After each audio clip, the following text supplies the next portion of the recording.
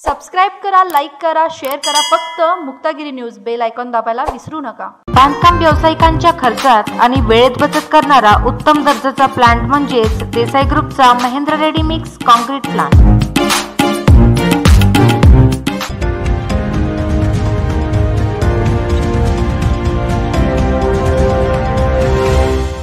वंचित बहुजन आघाडीमुळे मतांची विभागणी होणार असून नरेंद्र पाटील विजय होतील तर पवार साहेबांनी ज्यांची कॉलर ओढली त्यांची सीट आम्ही खाली पाडू असे रामदास आठवले यांनी पत्रकार परिषदेत सांगितले.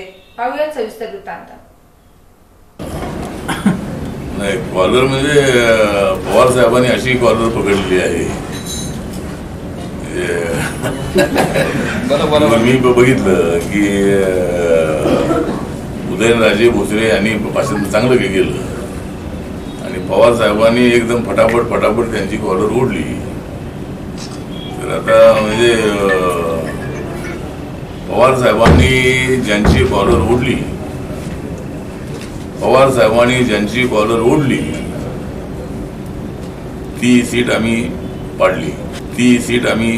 पाडली. वंचित आघाडीच्या उमेदवारामुळं मताची विभागणी होणार आहे आणि मताची विभागणी झाली की नरेंद्र पाटील निवडून येणार आहे.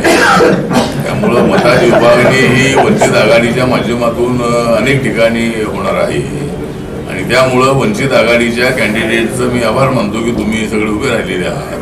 प्रकाश आंबेडकरांनी वंचित आघाडी उभी केलेली आहे, त्यांचा प्रयत्न आहे, पण मी हे सगळे प्रयोग करून मी पुन्हा इकडे आलेलो आहे.